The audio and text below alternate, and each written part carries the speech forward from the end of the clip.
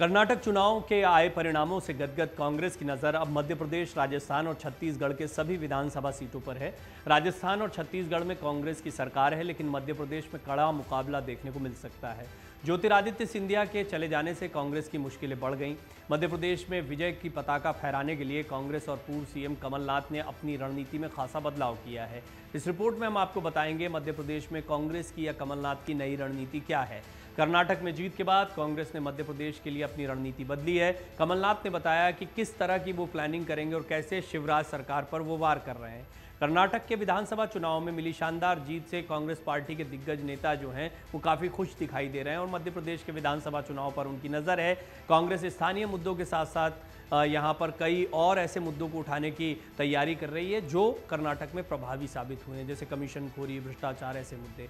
एक और कर्नाटक के चुनाव में बीजेपी सरकार के खिलाफ एंटी इनकम्बेंसी को हवा देकर कांग्रेस ने राज्य में पूर्ण बहुमत के साथ सरकार बनाने का दावा ठोका। 150 सीटों का दावा कर रहे हैं दिग्विजय सिंह। वहीं अब पार्टी एमपी में इसी फॉर्मूले पर काम कर रही है। साथ ही पार्टी इस बात का खास ध्यान रख रही है कि चुनाव प्रचार के दौरान राज्य की जनता धार्मिक आधार पर गोलबंद न हो। प्रदेश कांग्रेस अध्यक्ष और पूर्व मुख्यमंत्री कमलनाथ ने दावा किया कि आगामी विधानसभा चुनाव में उनकी पार्टी के कार्यकर्ता और प्रदेश की जनता शिवराज सरकार को सत्ता से बेदखल करने में सफल रहेंगे। मध्य प्रदेश में नवंबर माह के लगभग विधानसभा चुनाव होने वाले हैं, यानी इस साल के अंत में, और कांग्रेस लगातार राज्य में चुनावी हुंकार भरती रही है। राज्य में पार्टी के दिग्गज नेता हर दिन सूबे के अलग अलग क्षेत्रों में दौरा कर रहे हैं। साथ ही वो अपने कार्यकर्ताओं को चुनाव के लिए तैयार कर रहे हैं। पिछले साल दिसंबर माह में से ही पार्टी के प्रमुख नेता, विधायक और मंत्री राज्य के अलग अलग क्षेत्रों में जमीनी स्तर पर काम कर रहे हैं। राज्य के पूर्व मुख्यमंत्री दिग्विजय सिंह और कमलनाथ सत्ताधारी बीजेपी सरकार की हर स्थिति पर कड़ी नजर बनाए हुए हैं। हाल ही में राज्य में शिवराज सरकार ने लाडली बहना योजना के तहत महिलाओं को 1000 रुपये देने का वादा किया था।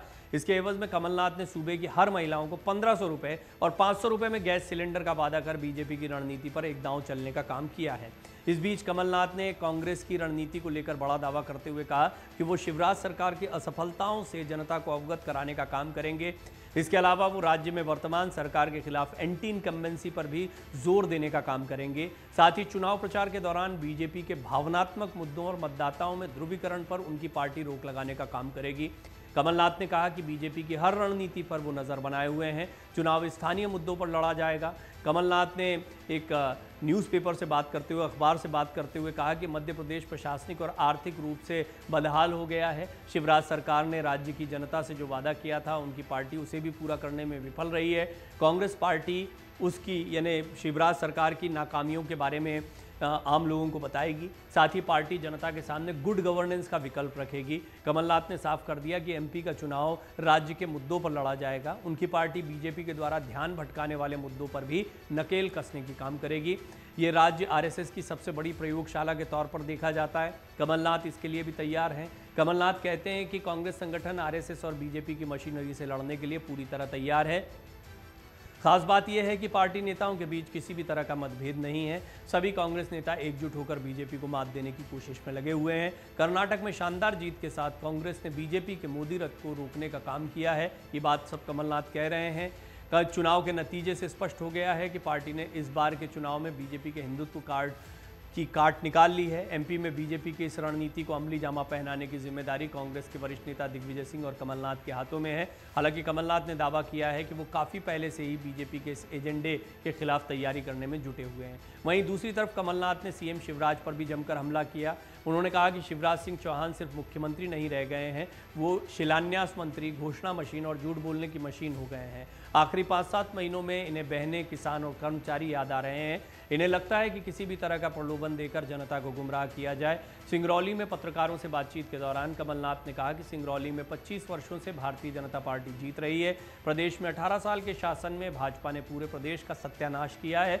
हमारी कृषि व्यवस्था, शिक्षा व्यवस्था, नर्सिंग व्यवस्था और नदियों का सत्यानाश किया गया है। जहां देखो वहां सत्यानाश किया गया है।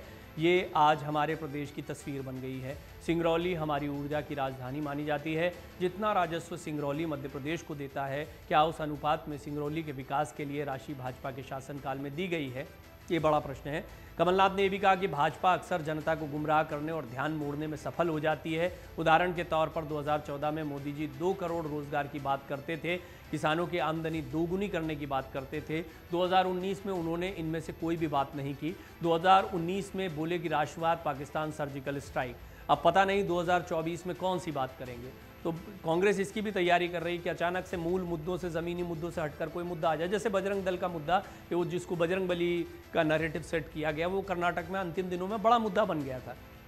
कमलनाथ ने स्वीकार किया कि कांग्रेस का संगठन प्रदेश में कमज़ोर था। उन्होंने कहा कि विगत कुछ वर्षों में हमने संगठन पर बहुत कार्य किया है। मंडलम, सेक्टर और बूथ स्तर पर कार्यकर्ताओं को जोड़ा गया है। इसके परिणाम देखने को मिल रहे हैं। कोई परंपरागत गांव या मकान नहीं बचा जो बीजेपी का या कांग्रेस का न हो। राजनीति काफ़ी स्थानीय हो चुकी है। ये बात हम सबको समझना आवश्यक है। कमलनाथ, दिग्विजय सिंह, कांग्रेस कर्नाटक के नतीजों के इमीडिएट बाद कितने एक्टिव हो गए हैं, कितने उत्साहित हैं, इसका अंदाज़ा लगाया जा सकता है। दोनों राज्यों में बहुत समानताएं हैं, सीटों की संख्या के लिहाज से हो, जो मिजाज है उसके लिहाज से हो, कांग्रेस बीजेपी के सीधे मुकाबले के लिहाज से हो। देखना बहुत दिलचस्प होगा कितना असर कर्नाटक चुनाव का मध्य प्रदेश पर पड़ता है। मन से उजाला